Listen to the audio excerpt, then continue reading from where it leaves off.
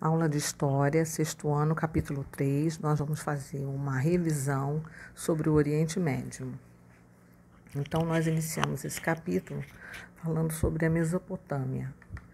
E aí já conversamos sobre esse assunto, que Mesopotâmia significa terra entre rios, é uma região no Oriente Médio, né? Localizada entre os rios Tigre e Eufrates. E nessa região, há cerca de 4.000 anos antes de Cristo, surgiram as primeiras civilizações, por conta até mesmo do clima, né? Um clima quente, seco, um pouco árido, mas que favorecia o povoamento da região. Na Idade Antiga, nesse período, a agricultura e a pecuária, elas se desenvolveram e, consequentemente, deram origem à formação das cidades, onde surgem também as primeiras oficinas de carpinteiros, de ceramistas, de alfaiates, de tecelões. Então, eram povos politeístas também, né? Adoravam vários deuses. Apenas os hebreus eram monoteístas, adorando apenas a um único Deus. A localização próxima dos rios, né, fazia com que o solo fosse extremamente fértil e isso favorecia muito a agricultura, né? Água em abundância. Então, eles vão se dedicar muito à agricultura e, como consequência, também o comércio. Criação de animais, de bois, de carneiros, de cabras, de porcos, né?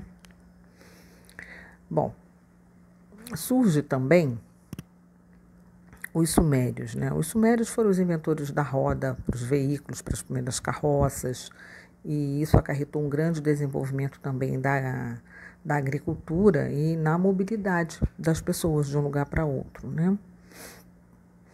Ainda dentro desse contexto da Idade Antiga, nós temos a formação do primeiro Império Babilônico, num período compreendido entre 1728 a 1513 a.C., né? Então, eles vão... Os amoritas, né, eles vieram do deserto da Arábia, né, e se fixam na cidade da Babilônia. E por isso eles foram chamados de babilônios. O mais importante rei babilônio foi Hammurabi, né?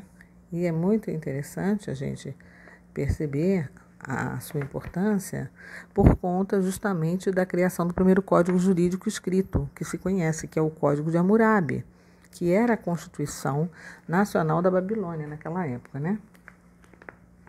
Então, contém 282 leis estabelecidas ali, que define como crimes e estipula as suas penalidades. Então, tanto que aquela máxima do princípio de Italião, olho por olho, dente por dente, está prescrito no Código de Hammurabi. O Império Assírio já se percebe a presença deles em torno de 1600 a 630 a.C. Habitavam também numa região da Mesopotâmia, assim, próxima, né, que era utilizada como uma passagem natural entre a Ásia e o Mediterrâneo. Eles vão organizar o primeiro exército permanente do mundo antigo, né, e vão aperfeiçoar as técnicas militares. Conquistaram o Egito em torno de 668 a.C., né? E posterior a eles, depois de 626 a 539 a.C., a gente vai ver a formação do Império Babilônico, ou seja, o segundo império ele vai se iniciar com um rei chamado Nabopolassar e posteriormente pelo seu filho, que é mais conhecido, Nabucodonosor. Inclusive tem passagens bíblicas que relatam, né? E informando que Nabucodonosor ele foi responsável por transformar a Babilônia na cidade mais importante do Oriente Médio. expandiu o império, dominou muitos territórios vizinhos, escravizou os hebreus, os povos que habitavam em Jerusalém, e realizou muitas e grandes construções, como o tão discutido Jardim Suspenso da Babilônia. Os hebreus, por sua vez, era assim, um povo formado de pastores, nômades, né? Eram monoteístas, era composto pelas 12 tribos de Israel, viviam na cidade de Ru, que fica localizada no sul da Mesopotâmia, e eram assim comunidades tribais que eram comandadas pelos patriarcas, ou seja, pelos chefes daquelas próprias comunidades. Por volta de 2000 a.C., né, comandados por Abraão, o primeiro patriarca, né, eles sairiam da cidade de Ur e iriam se estabelecer na Palestina, que consideravam ser a terra prometida. A Bíblia, que é considerado o livro, a Bíblia Sagrada, né, composta por 66 livros agrupados no Antigo Testamento e no Novo Testamento, é considerado o livro mais lido no mundo, né? E a cada ano são impressos bilhões de exemplares. Isso é uma curiosidade. Os hebreus, eles foram o único povo da antiguidade que acreditavam num único Deus. Por isso eles eram monoteístas, né? E o Deus deles eles chamavam de Jeová. Toda essa descrição sobre os povos hebreus você encontra na página 10 da sua apostila. É interessante que vocês façam uma releitura também. Já no período compreendido entre 1500 a 332 a.C., a gente vai ver a civilização fenícia, ou seja, eles tinham uma tendência vocacional marítima muito grande, né? O comércio era pelo mar, foram os maiores navegadores da antiguidade e os barcos deles eram denominados galês, né? Eram movidos à vela, eles foram os fundadores de Cartago também.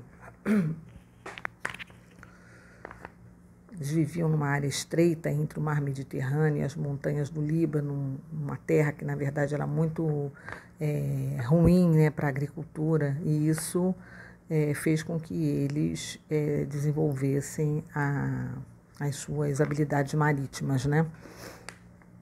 Inventaram o alfabeto, facilitaram a comunicação entre as pessoas, e as principais cidades da Fenícia foram Biblos, Sidon e Tiro.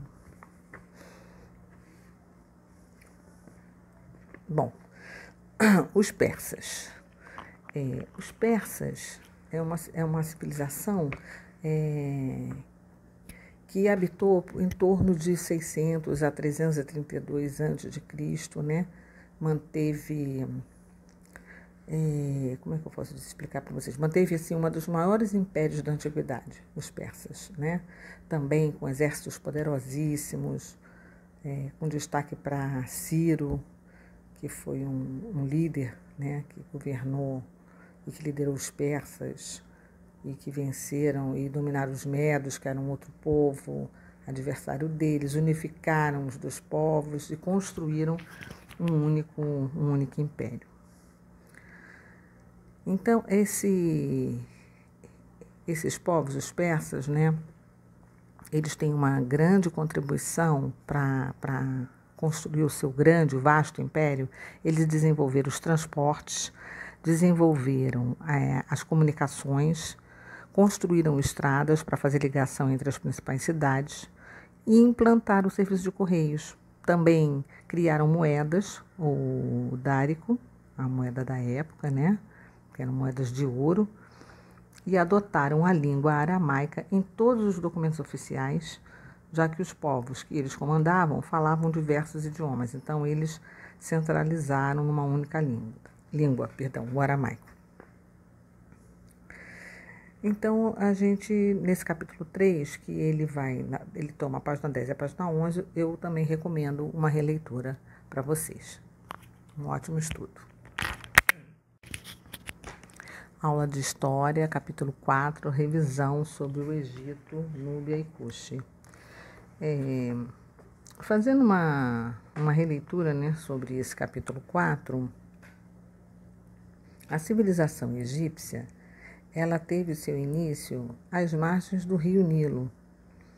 E o Nilo ele tinha uma característica bastante favorável para que as pessoas se alocassem às suas margens por conta dos sedimentos que se colocavam no leito do rio, uma espécie de humus, uma espécie de uma laminha, né? Que era, quando havia o transbordo das águas do rio, ela fertilizava as terras no seu entorno. E isso favorecia muito a agricultura e o cultivo, né? Ele era formado por muitas cidades, o Egito, né? E se desenvolveu justamente ao longo do rio Nilo.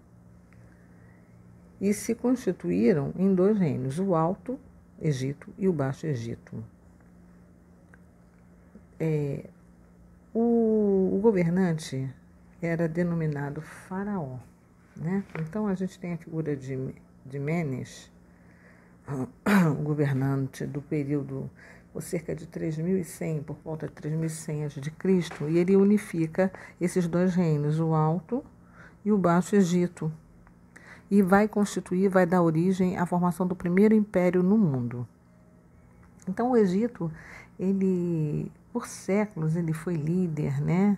Tanto o faraó Menes como os seus outros sucessores permaneceram no poder durante muitos e muitos e muitos anos, né?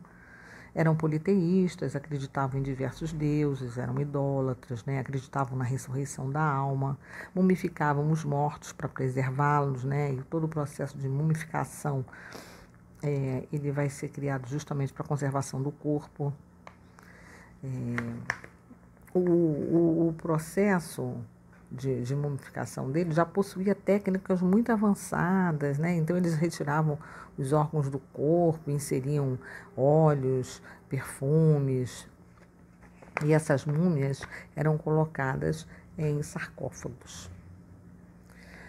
Por conta desse aspecto deles de mumificação, eles vão ter um profundo conhecimento do corpo humano e vão, ao longo da sua existência, desenvolver remédios, né? E até mesmo técnicas cirúrgicas para tratamento de muitas doenças. Um outro aspecto que vale a pena destacar dos egípcios são as escritas.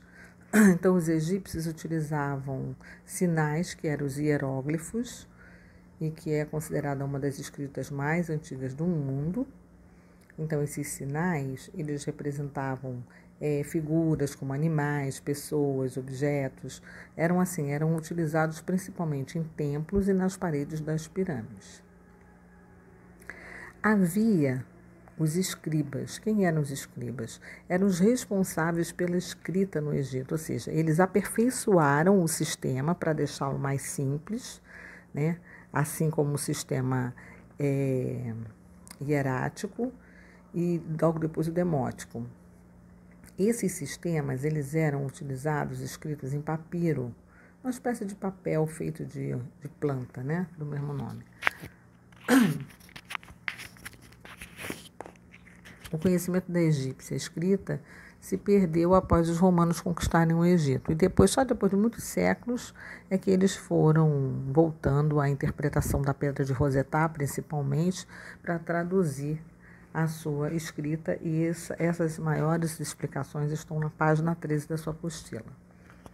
Quanto à sua política e engenharia, né?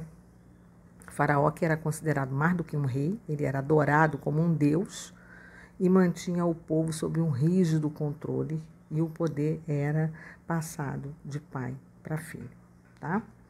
A economia era controlada pelo Estado, os trabalhadores tinham que pagar impostos para manter o faraó e toda a elite dominante, e abaixo do faraó tinha a sua família, né?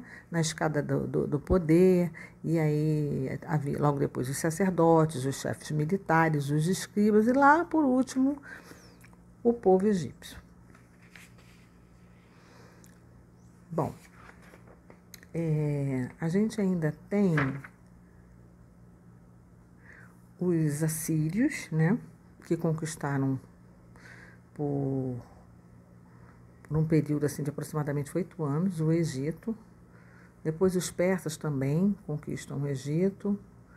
E Alexandre Magno, também conhecido como Alexandre o Grande, rei dos macedônios, derrota depois os persas e os egípcios, e aí então os romanos é que vão dominar todo o povo egito.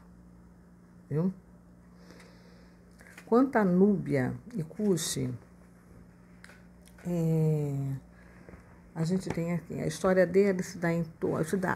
São civilizações, né, que viveram ao sul do Egito, na Núbia, né, onde hoje a gente tem localizado o Sudão. Aí se desenvolve uma civilização chamada Reino de Cuxi, que se tornou um dos primeiros reinos africanos. Se utilizavam do rio Nilo, né? Também pelas mesmas características, navegação e agricultura, e tinham relações com o Egito, que por vezes eram amigáveis, outras não, mas mantinham bons relacionamentos por uma questão de necessidade comercial também. Napata é uma outra cidade, né, onde a sede do governo é a capital de Cuxi. Construíram muitos palácios, muitos prédios comerciais. E além dessa criação, você tem ainda Meroé, que vai dar origem à escrita meroítica, né? Entre os séculos 7 a.C. e 4 depois de Cristo. Então, os egípcios tomaram Cuxi, forçam o deslocamento da capital para a cidade de Meroé, que ficava mais para o sul do Egito. Lá também haviam centenas de pirâmides com muitas ruínas e existe até hoje. Os cuxitas, eles dominaram o Egito e criaram uma escrita adaptada aos hieróglifos egípcios. E aí é justamente essa nova escrita que vai se chamar meroítica, que eu havia falado inicialmente, né? O alfabeto composto por 23 sinais, mas ainda também não foi totalmente decifrado. Quanto à sua economia, o comércio era praticado, muitos produtos como ouro, possuíam muitas minas, né? A atividade ceramista já era bastante desenvolvida, então objetos de cerâmica, de ferro também, armas, peles de animais, e também criavam animais como bois, ovelhas e cabras. Os reis eram escolhidos pelo próprio povo, as mulheres não tinham assim, nenhuma expressão para a sociedade, não tinha importância, embora excepcionalmente algumas ocuparam até cargos assim no poder, mas era muito exceção. O reino de Cuxi, em alguns momentos, fora governado pelas rainhas mães, que recebiam os títulos das candâncias. Ok? Então, a gente termina aqui o capítulo 4 e eu sugiro a releitura integral do capítulo para maior compreensão de vocês. Uma ótima leitura.